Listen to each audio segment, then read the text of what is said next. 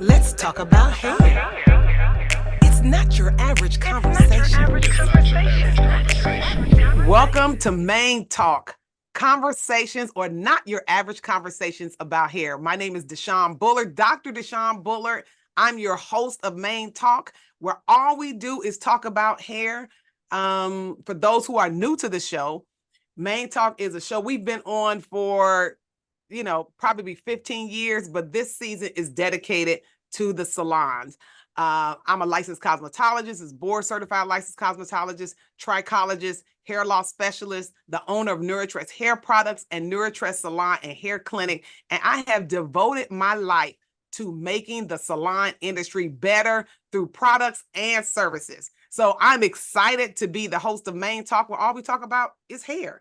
This season is all about the salons. If you guys missed the last episode, man, we got down and dirty talking about the salon with my co-host this season and producer, Ashley, who I met about 10 years ago, and we spent countless hours on the telephone talking about hair. So Ashley is all that and a bag of chips as it relates to producing. I'll let her talk about herself, but we're excited to be here on this episode because this is something that is needed to be talked about in the beauty industry. Hair, Ashley, the salon industry. What's going on? Hey, everybody. And if you're joining for the first time, thank you for joining. And I encourage you to go back and listen to episode 1, but stay for this episode, but then go back and listen to others. And for those who are joining for episode 2, thank y'all for coming back. Yes, listen, Ashley, episode 1, we got down nitty gritty, right? We did. About the state of the salon. Ashley says stylists are not friendly. They charging too much. They come late. And I said that although that may be true, that you as the customer have a responsibility to make sure that you are in the right salon. So I'll leave it there. Go back and listen to episode 1. Great conversation. And hey, let's move on with this episode. We got a lot to talk about. We do. We got a lot to talk about. Before we get into it, like Deshawn said, just to, reintroduce ourselves. If this is your first time joining, like Deshawn said, she is the professional. I speak to the customer side and the consumer side. And we're just inviting y'all to conversations that we have all the time. Like Deshawn said, I'm producer of the show. That's what my background is in producing and writing and directing. And during a kind of weird point in my life, in a detour of my career, that's how I met Deshawn. And I think the whole purpose of that detour was really to meet Deshawn. So long story short, here we are now 10 years later. Boom. Exactly. And I've spent years, over 25 years, guys, actually, not just in the salon, owning a salon, but also on the front lines at shows, training thousands of stylists on how to be better. So some may call me the hair messiah, the hair coach, Dr. Deshawn, Moses. I have many names that people have called me, but more importantly, I have Shawnee, as I call her. Yes, exactly. I'm called to do this. And so I have, I'm an expert, over 25 years of experience in what I do. And if you just Google me, you'll find out more information at DeshawnBullard.com. But we're here today because this is important conversation in our community. Ashley, do you know that the number one spend, according to a survey by Mintel, that the number one spend in an African-American household is hair and beauty products? Doesn't surprise me one bit. Exactly. Sometimes before we would even pay our rent, we're going to go and we're going to make sure that we get our hair done. We're going to make sure we get our lashes and our brows done. And, we'll talk about that in another episode, from the history of how all of this happened, how we came to be. But I'm so glad that you pushed me to, and you've been asking me for years, to have this conversation, because it's a needed conversation. We have nothing on television, no voice that is out there for us, or no platform for us to just really talk about hair and how we feel and how we're so connected to it and how we're so emotionally involved, entangled, that sometimes we can even accept abuse from our salons, from our stylists, and vice versa. stylists accepting abuse from their clients. It's become one of those things that now we're just in an abusive relationship and we're trying to find our way back to each other. Why? Because we need each other. You know, the salon has been in history a staple. You know, most Black women, that was the first business that we owned. If we think about Madam C.J. Walker, Annie Turmo, Malone was in hair products, hair salons, Became and multimillionaires. multimillionaires. And now we're down to like chicken shack salons, you know, we just down to just like hood, and we have lost our way. But hopefully through the conversations that we have through Main Talk, especially this season and the seasons to come, that we can start the dialogue, have that money circulating back in the community, because this is also about economic development. We got to get it right, because it's about economic development. It's where we share stories in the salon, where we used to share stories in the salons. It's where we grew up. You know, some of us have been going to the same salon since we were, 7 years old. I have a client now, she was 7, and I'm like, you 14? We used to have that type of relationships with our stylists, but now it's all in disarray, and we're here to talk about it and lay it on the line this season with the hopes that we can find the answer, get a solution, come back together, and have good hair. You know what I'm saying? Get our hair back on track, because of this bad relationships, because of the bad relationships, Ashley, we now have thinning edges, balding crown, people wearing hair weave for 90 days without shampooing their hair. We got bad scalp care.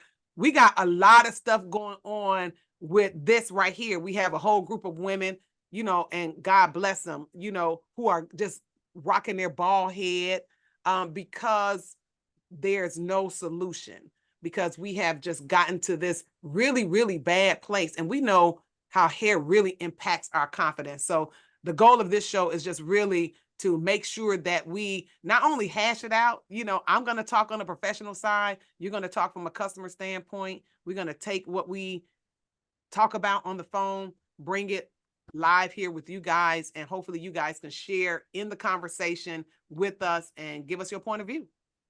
Yeah, absolutely. This conversation actually was directly really inspired by a conversation that I was having with Deshaun. Deshaun is always my sounding board when I have like any type of bad hair experience or any hair experience, period. Deshaun, bling. Like, lay on the sofa, Asha. Lay on the sofa. Yeah. Come and talk to Dr. Deshaun. Lay on the sofa. I'm your hair psychoanalyst. Absolutely. Which brings us to the topic that we'll be talking about in this, which is down to the root. And, we talked a lot about in the last episode of what is happening and the current state of what's happening. But I think it's key to talk about why it's happening. And to just really put it out there, I think the reason why a lot of the bad behavior from stylists is happening, and us experiencing kind of somewhat similarities to an abusive relationship with our hairstylist, with the unprofessionalism and all of that, is really because we're desperate. Yeah. And we're desperate because we hate our hair. Yeah. And I say that because I just came back from Tanzania, or Tanzania is really how it's pronounced if you're over there. But I came back. I spent about 3 months over there. And spending the time that I did over there in Africa, if you all don't know where Tanzania is, it's in East Africa. But that amount of time spent in Africa really, really like peel back the layers for me and really put a lot of things in perspective of what we deal with here, which is so sad. And it helped me really understand the beauty of who we really are for those 3 months that I was over there, because it was kind of like being in this utopia, this Black utopia where everything was beautiful. I saw every type of hairstyle possible to no hairstyle. I saw women walking down the street with a little bit of like rat ponytails sticking out, Mm-hmm. that they would be roasted for over here. I saw women with beautiful braids. I saw women with locks. I saw a lot of women that just shaved their hair off nicely, had it close cropped. I saw locks. I saw Mm-hmm. every type of hairstyle over there. And not only did I see every type of hairstyle, there is literally someone to do your hair on every corner in Mm-hmm. Africa, at least specifically in Tanzania. So the desperation of like what we deal with over here of like, oh, gotta, you wouldn't have that over there because there's so many people to go to and to choose from. But back to what I was saying about us hating our hair. I think, when you said in the last episode, you kind of put the onus back on a lot of us for choosing to keep going to these places. And if we just stop going to them, they're not, empowered enough to be the bad stylists that they are. I don't feel like that's entirely true, because I do feel like for as many me's that there are that in this day and age that will say, you know what, I'm not going to go to so and so no more. She got a bad attitude. She Mm-hmm. this, she late, she did whatever. Mm-hmm. For as many me's that there are other people that are still going to go. And I Right. think that those stylists will probably look at me and be like, shoot, what, you know how they say like in dating, like, what you won't do, another man will, or what you Exactly. won't Yeah. do, another woman will. And that is the honest to God truth. I think that because we hate the way we look so much with our hair, think about like even the beginning of our relationship with our hair from the time we're like 5 years old, right? You remember Mm-hmm. those images like Mm-hmm. in the Mm-hmm. 90s, Deshaun, of like the little girl crying and like she got Yeah. the hot comb to her hair, Yeah. our hair from hello is beaten into submission, which gives us the message that our hair is a problem. And I had that awakening over in Africa because a lot of the little girls over there have their hair shaved off. Now, some have braids and styles and stuff too, but I saw mostly little girls with their hair shaved off. And I asked one of the women over there, I said, oh, I noticed a lot of the little girls have like shaved off hair. And she said, oh, that's just because, they cry when we have to, untangle Comb their it or hair. whatever. It's too much. So we just shave it off. And then when they're old enough, they can choose if however they want to wear their hair. And I thought, But the beauty of that freedom, we could never do that over here. listen, and that's my story. My mom shaved my hair off in second grade and cut it off like a little boy. For those who want to see it, so beautifully, Griot TV did a whole story, thanks to Ashley and her husband, um, about me with that. And just here in the Western world, that was just not accepted in the 70s. And I guess my mother was feeling like that, but it allowed me to grow up having a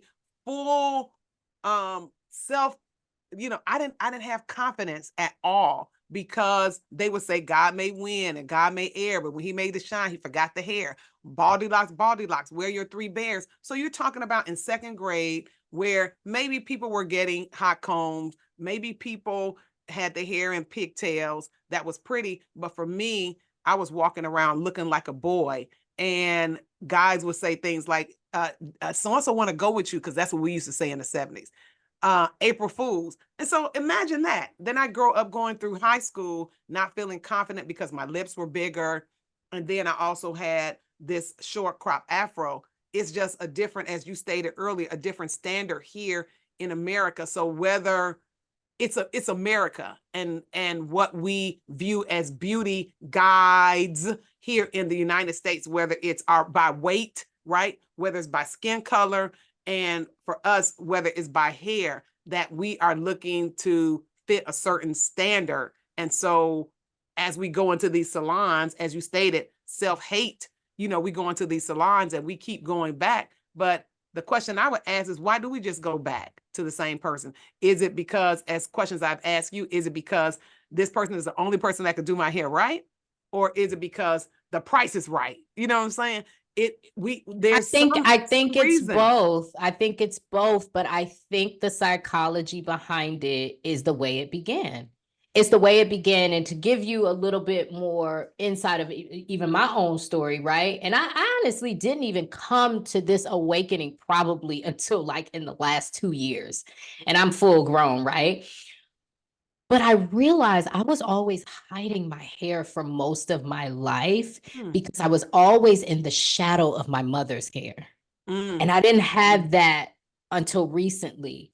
But growing up, my mom had this like long, fine hair that even to this day, actually, like people from, it's just sad, like our ignorance and what holds so much weight here and you know, it's currency really, is that people will still ask me, oh, like even my like one of my family members, I won't call them out, that hasn't seen my mom in a long time, they're on the other side of the family. They're like, oh yeah, how's your mom doing? She looked the same, she still got that long pretty hair.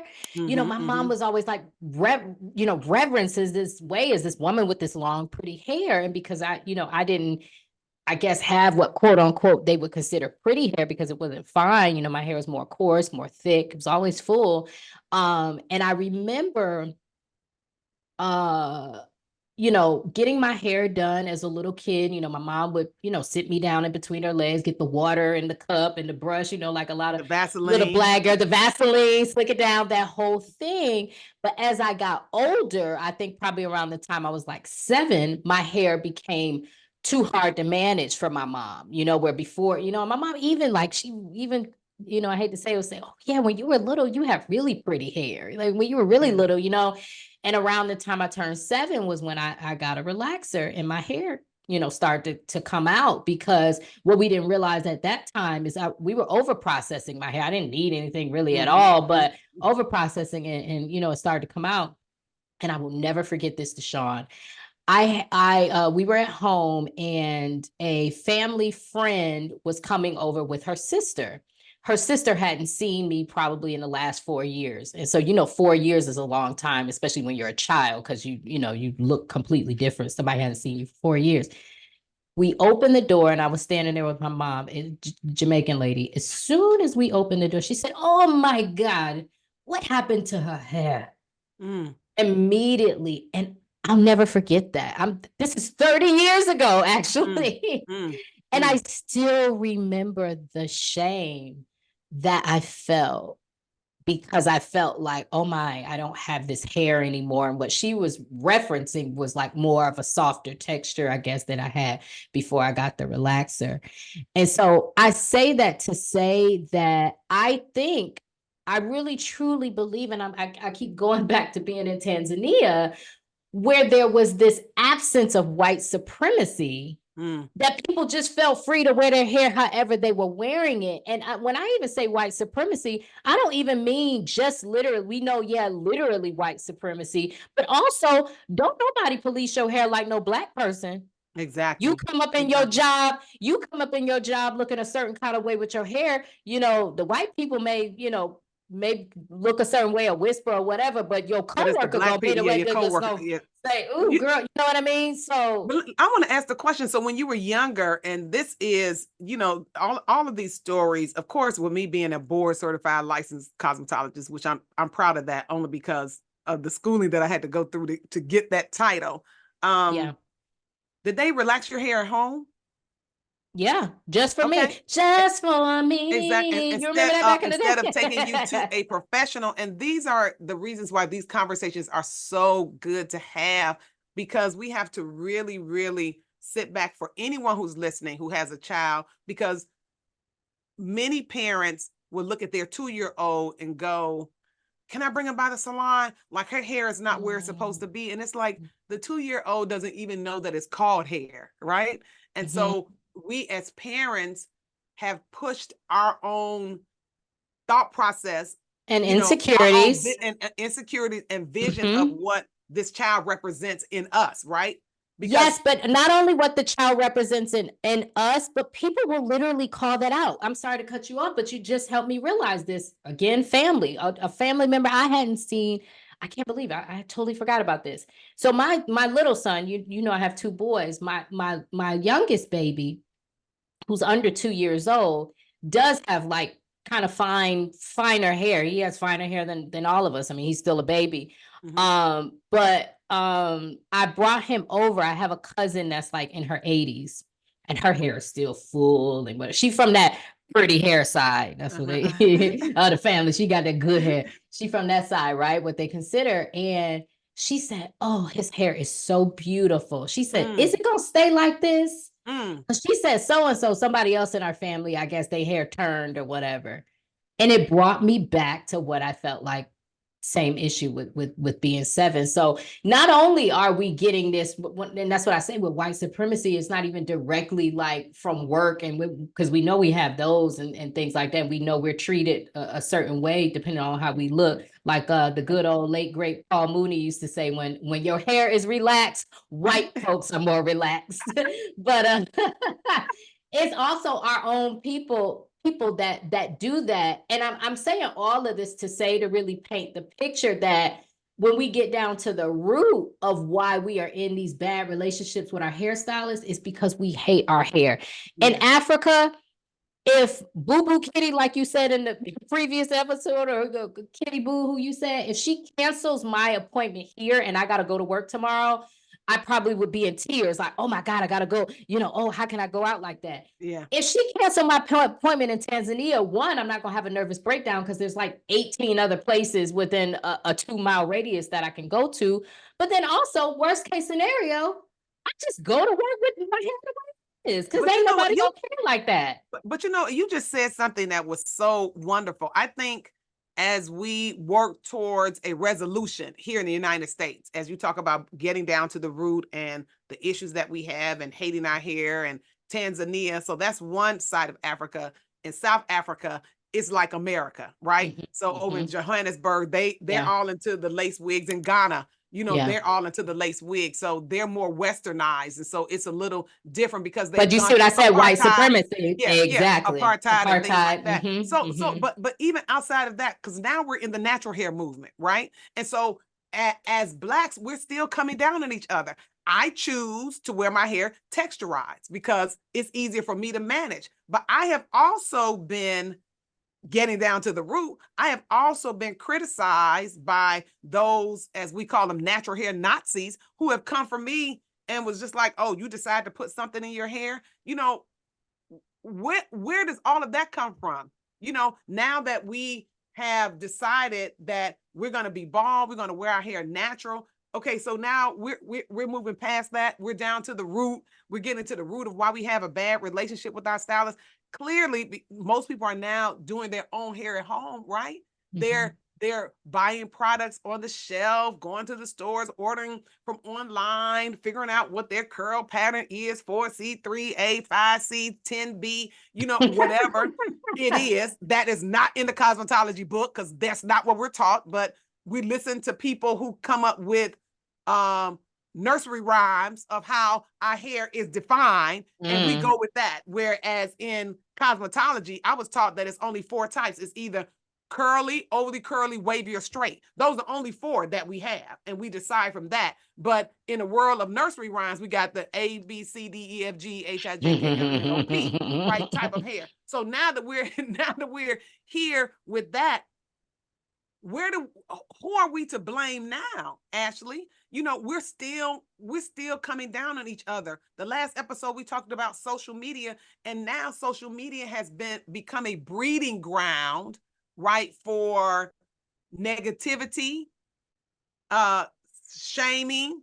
And so, as we talk about getting to the root and why we feel the way we feel, yeah, you feel the way you feel. It stems from your childhood, and I feel the way I feel, which stems from my childhood about my Hmm. hair, which is how I became the hair messiah.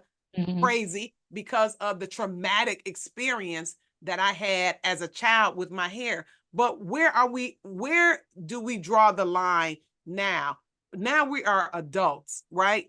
How do we go in and now dig in and pull that out and move past that and set It's a the standard? unlearning. It's the unlearning. It's the unlearning. I don't think that you and I are just some, unicorns of an experience. I We're think I'd not. say most Black women living in America have had some type of traumatic experience around their hair, no matter Yes. what, whether they got 3A or 3C or 3Z. I have Right. heard it all. I've heard Right. from women who, as children, this girl that I knew from many years ago, had very long hair. And I remember she said growing up for her, her hair was such a target. that she had like people threatening to cut her hair off and stuff because the girls were so jealous in school, because of her hair. But again, I say it's the white supremacy, and the white supremacy only really can prevail as much as we are in denial about it. You know Right. what I mean? Like, even for some people, this conversation may be like, oh, it ain't even all of that. It ain't all, Exactly. she Exactly. doing too much. It ain't, girl, I just need my hair did. But Right. meanwhile, no, because if your stylist cancel your, remember that, remember that meme I think I shared with you? I think it was from like, Hey Arnold, and it was like the black girl looking out the window and was like, now she know that I just took my hair out. Now she go cancel my appointment. It cracked me But up because that used to be my experience. Actually, I remember I had somebody that used to do my hair that was kind of like it was more of a friend relationship or whatever. But before I would take out my hair, I would literally call and be like, "You still gonna do my hair tomorrow? I'm taking out but my you, break. You still because God forbid I got to go into work with but whatever." your hair like that. But this is what during our phone conversations. This is one of the things that I ask you. It appeared to me that during our conversations that you always connected yourself, whether you Mhm. were in LA, New York. Atlanta, or where you are now. You always seem to connect yourself with these hairstylists that just had this bad behavior. And so I just stopped and asked you, like, so what is Why it do you in know? you that's drawing the bad hairstylist? So I think we all have to, if you are one who is attracting bad hairstylists with bad behavior, now we got to ask ourselves, because see, I don't have that experience. I had an experience with a bad hairstylist? Yes, when I worked in corporate America, I used to see someone here in Atlanta. He would leave, go pay his hair, go pay his light bill while I was sitting there, and I would wake up and be like, where did he go? And they would be like, oh, he left to go pay his light bill. And I would like get him on the phone, because this is before like cell phones. I would be like, get him on the phone, call him and tell him I'm gone. I'm going home with this plastic bag on my head and I'm leaving. And so again, for me, maybe because I desired to be in the industry at that time, it was just setting a standard. You know what I'm saying? And so Mhm. that was my question to you, and getting to the root of what you said of how you felt, which is how you felt about your hair as a young girl, kind of allowed you to receive or continuously get bad, continues to be treated bad by a hairstylist Yeah. that you saw. And then I would ask you, like, why you going back? And you would be like, but she really does my hair like really good, and Right. nobody And else can do it. I'm glad that you asked me these questions in the why, because this conversation is pretty much identical to the conversation that I have with some of my single friends that are like, "Oh, how did you, find your husband, or your husband find you, or how do you?" And I was like, "Girl, I really had to be, because a lot of times, especially in society today, it's all pointing the finger. Ain't no good men out there. Ain't no Mm-hmm, blah, blah, blah. Ain't no, mm-hmm, but I really had to check myself on the type of people that I was dating. Really all fell on me because I was choosing them at the end of the day. So, but I had to go through a healing of my yeah. past in order to get to where I am. So that's why I'm saying, I think as a whole and as a society of Black women, we're, in order for us to move forward in any kind of industry, and but services, particularly for this conversation, we really have to heal the inner child of us that somebody told us our hair was too nappy, we Mm-hmm, didn't have good hair, mm-hmm, somebody made fun of us in school. mm-hmm, mm-hmm, We got chemical burns at an early mm-hmm, age because our mm-hmm, mama was mm-hmm, like, I can't deal with this. I can't mm-hmm, have your hair looking nappy. mm-hmm. And no shame on our moms, because obviously they were dealing with whatever they were dealing with, Right. concerning status and all those types of things. So I think it's just healing. And I think when you feel like what you have on your hair is something to be, what you have on your head is something to be ashamed of, you will accept any type of behavior just so somebody can close, so somebody can protect the shame. I But can't, guess what? I But can't, I got a date tomorrow. I can't go out. Sarah Jake's actually I guess I on saw an that when she episode with preached. her little girl. Oh no, Oh, no, no. I wasn't actually talking about the wig. I was going to talk about, she was saying that her little girl had a friend over, and I think it was a little white girl, and they were swimming in the pool, and or going to go swim in the pool. And the little girl ran to her and said, Mommy, oh no, when my hair gets wet, she's gonna see my hair. She's Mm. gonna see my hair. Hmm. The little girl was terrified of what her white friend's reaction was going to be when she saw her hair in its natural state. But that's what I was gonna say. So as we talk about, from the root, the root cause of this all, we're now breeding a new generation of young girls who feel the same way, because now they're watching their mothers with their lace wig on. And that now you have second graders, you have third graders, fourth graders coming into the salon, and they want a lace wig. They don't want their hair in two ponytails. They want braids all the way down to their butt, right? They want to put on a lace wig. They want their hair platinum blonde, because that's what they see their mothers do. And so we have to be conscious. And I'm glad that we're having this conversation. And for those listening, for those watching, pay attention to what we're representing with our kids, right? Because Absolutely. that's what our kids, when does it ever stop? You talked about when you were a child. I talked about when I was a child. And so now we are bringing up young girls who now want to wear their hair like Cardi B, because they mama want to wear their hair like Cardi B. But you know what? And I'm a boy mom. Boy, shout out boy moms. It's for the boys too, actually. And I actually get, because people, family and friends have commented quite a few times that like my kids have pretty hair. Or I have boys and people are like, oh, they look like girls, or they have pretty hair and stuff like that. I don't like that, because at whatever day that their hair decides to kink up or whatever, I don't want them to have that message that they're not handsome anymore, or they're whatever, some kind of way inferior in any kind of way. One of my close friends actually, which it dawned on me because I was like, wow, I didn't even think about that. Her son is a teenager in high school, and this is his first year actually going to school with Black kids.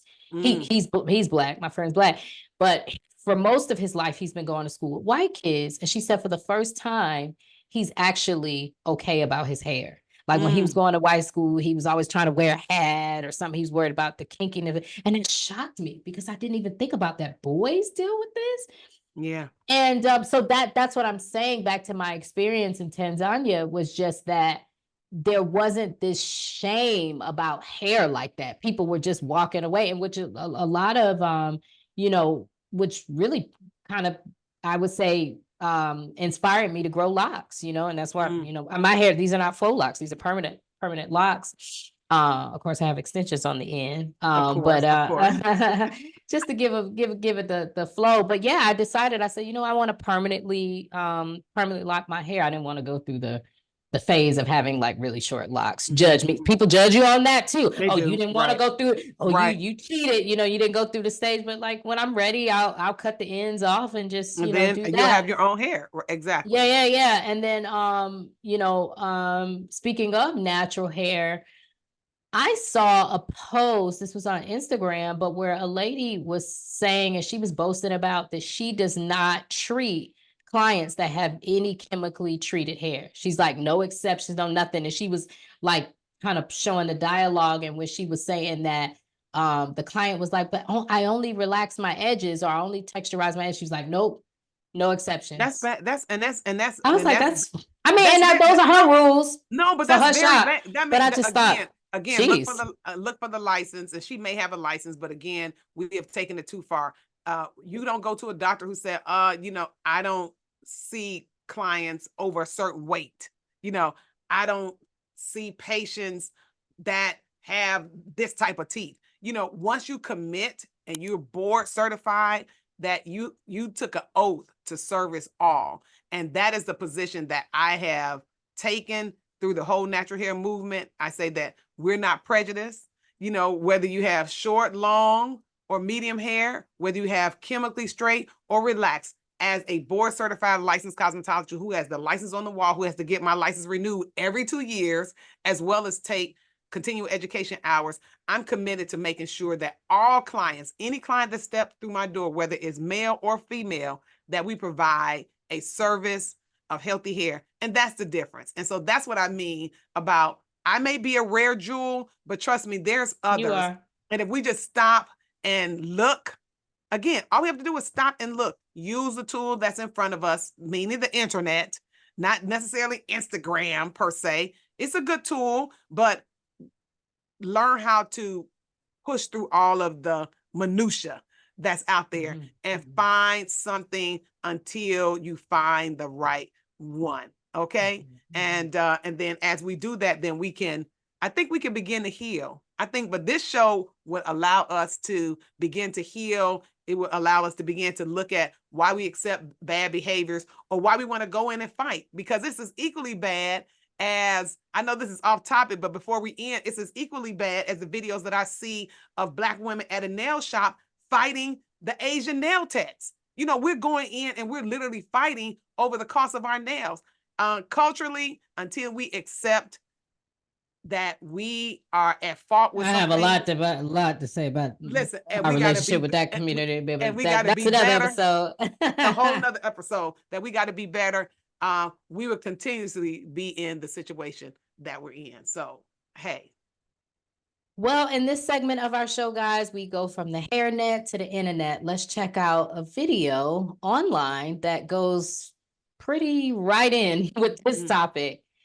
This is the you actually shared this with me, Deshawn, of this lady bringing her little sweet, precious little girl to the hair salon to get a lace front. Oh my God.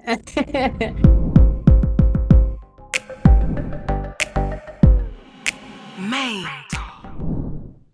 Hey friend, this better not be no lace front. Okay, I don't even like glue, so I don't. Listen, at this age, kids just need to be kids. This is too much. We messing up hairlines. It's just,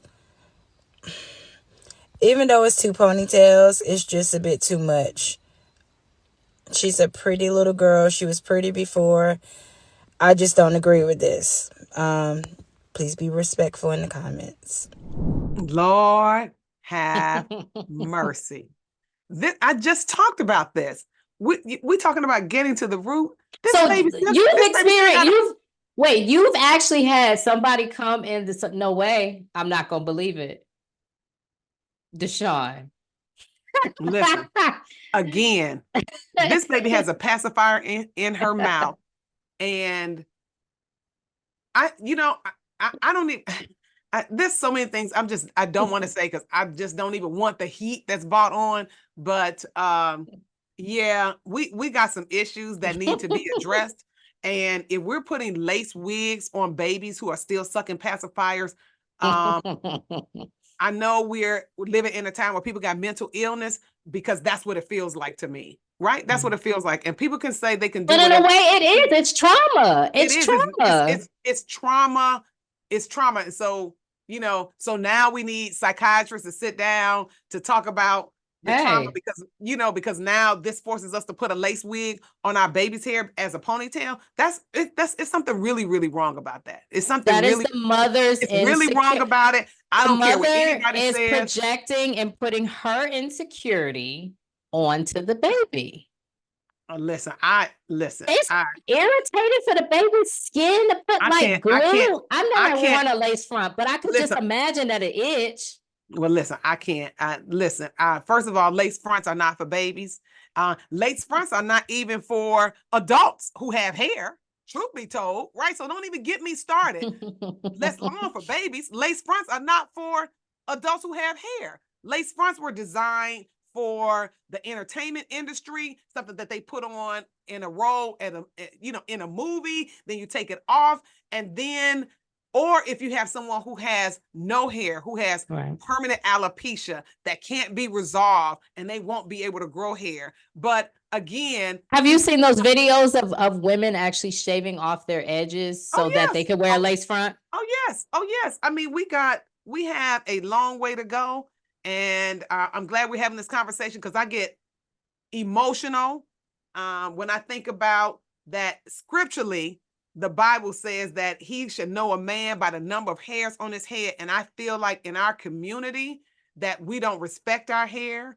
In our community, I feel like You know, I had a post years ago to say, stop the violence against our hair. I think that if we really went back and looked at from a biblical standpoint, now this is the Christian side, when we look at how hair is connected to our strength, when Samson, when he lost his hair, you know, the story of Samson and Delilah, when he cut his hair off, he lost his strength. So now when you look at us as women, as you talk about getting to the root, let's talk about from a spiritual perspective, that our hair gives us a indication if something in our body is wrong. So before our kidneys go, our hair would start falling out.